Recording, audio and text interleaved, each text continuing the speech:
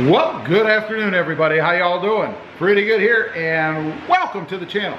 Hey, today I want to get on here and talk about the 2020 Tacoma. Specifically, should you buy one?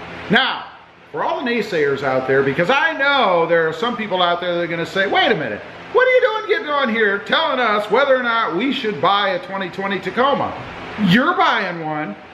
I am buying one, but I'm buying one for a reason. Behind me, you can see I've got a 2018. It's got less than 2,000 miles on it. It's in mint condition. So why am I buying a new one? Because I am a YouTuber. I do this for a living. So to stay relevant, to stay current, it only makes sense that I opt for the latest refreshed version of the Toyota Tacoma. But if I wasn't a YouTuber, would I buy a 2020 Tacoma? Well, that's what I'm going to talk about now. First of all, is the 2019 a better option? I would say it probably is. Why? Because they're out there, they're available, and they're cheaper. I have seen discounting somewhere between $3,000 and $4,000 on a 2019. Now, why is that? Well, because the 2020s are coming out. I mean, they don't want the 2019 sitting there on the lot when the 2020s start arriving, right? So they've got to purge the inventory. They got to move it. And when they do that, the consumer saves money because you can get them cheaper. I've even seen some financing and interest rate deals. So it makes sense. If you're in the market for a Tacoma, you probably ought to be looking at a 2019. Next up, is there enough to justify the extra money that you're going to spend for the 2020? Now, when I say extra money, first of all, I'm not just talking about the extra price because they are more expensive. The 2020s have gone up, as everything does when it comes out new. But you're also, if you look at the whole picture, gonna lose the money you could have saved if you went with a 2019. You might even be able to find a 2018 on the lots. So there is a bigger cost there. The money that you could have gotten off on the 2019 and the extra price of the 2020. But is there enough to justify that? Well, a few things that the 2020 has. It has the bigger 8-inch screen, the bigger 8-inch touchscreen with Apple CarPlay and Android this and that and everything else. But how often do you really use that when you're driving the truck? I mean, are you staring at the screen? Does an inch really matter? I don't know. It has the multi-view cam. Now, if you're a big-time off-roader and you want to be able to see under you and beside you and in front of you and everywhere, it might make sense. It might make sense to do that. But I would ask, if you're going to spend, I don't know, 40 grand, 35, 38, whatever, on the new Tacoma, are you really going to put it into positions where that camera is going to make a difference? In other words, are you going to trash that brand new Tacoma that would justify having that camera to make sure that you're not running over things? I don't know. It's pretty neat to have. Probably the biggest benefit to buying the 2020, and I see complaints about this all the time, is the seating position. It is going to have, and you've probably heard, the 10-way adjustable lumbar power seat. That means no longer do you have to sit in there in that awkward position. Like me, I put spacers under the seat to level it out because that wasn't comfortable.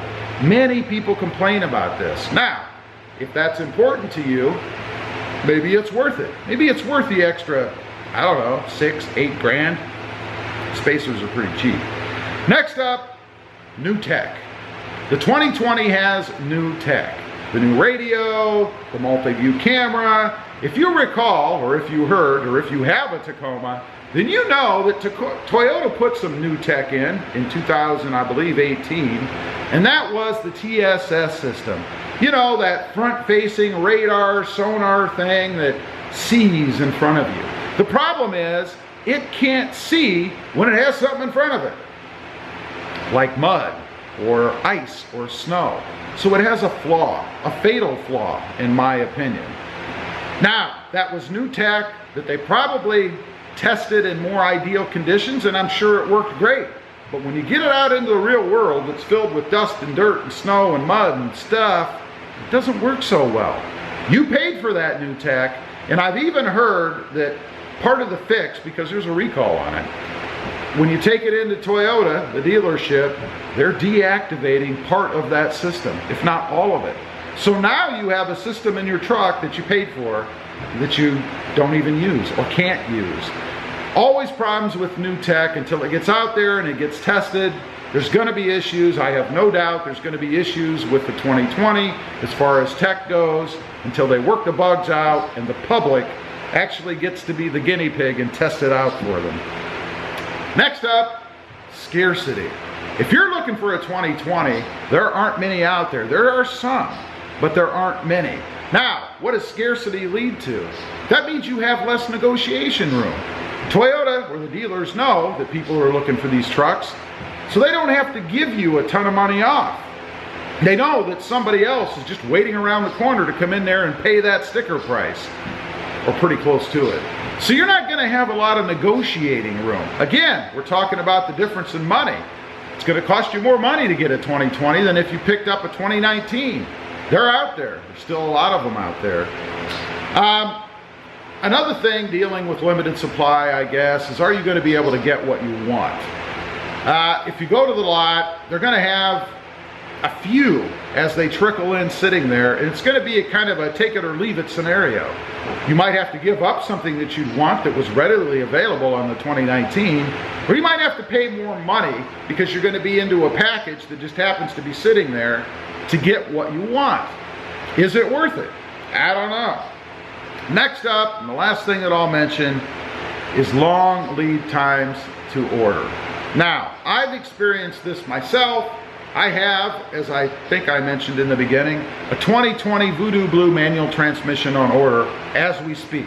I ordered it about 2 weeks ago, and it comes with an 8 to 20 week lead time. That's almost 5 months. Now, I'm hopeful that it's going to come in quicker than that. I have no guarantee that it will, but that's so that I can get what I want. Now, I probably could have gone out, found a 2019 somewhere in a manual transmission, obviously not in Voodoo Blue, and gotten it right away. Doesn't really suit my needs for the channel, so for me, there's no reason to do that. I'd basically be getting almost the same truck, except in a manual transmission platform with a different trim level. But still, not something I'm looking to do. Again, as a YouTuber, we gotta stay with the latest and greatest. So that's my motivation.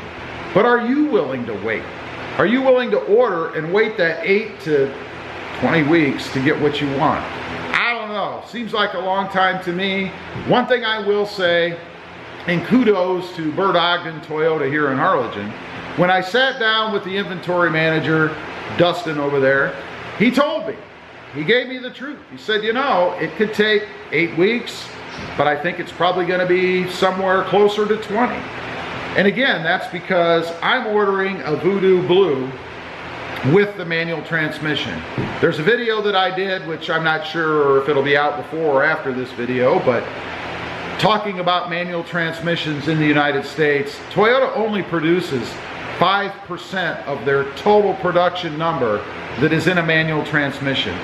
So they're scarce to begin with, but that means they're not in line. They're not pumping out tons of them early on. So you're probably not going to be able to jump in somewhere and grab one that's not already spoken for.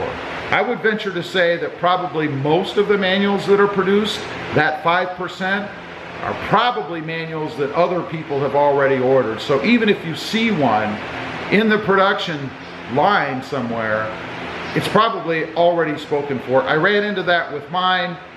When we sat down, he looked up manual transmissions in my region, and there was only one, and it was already spoken for. So, I don't know. Anyway, just a few things to consider. Bottom line for me, if I weren't a YouTuber, first of all, I wouldn't be buying a 2020. I have a 2018 right here behind me that's pretty much the same, except for a few options and color. And that's not enough for me to go out and trade this truck in. However, given that I am a YouTuber, I have to do it. And I am looking forward to it, don't get me wrong. I love the Tacoma. I can't wait to get another manual transmission, and I can't wait to experience it in the off-road trim in a 4x4. This is a 4x2. Just to see for myself what the differences are. I have never owned, at least not in recent times, I guess, a manual transmission. There were a couple many years ago, but things have changed a lot. I think they were 4 speeds for that matter. So we're gonna see. Anyway, leave a comment down below. Is it worth it to you? Are you looking for a 2020?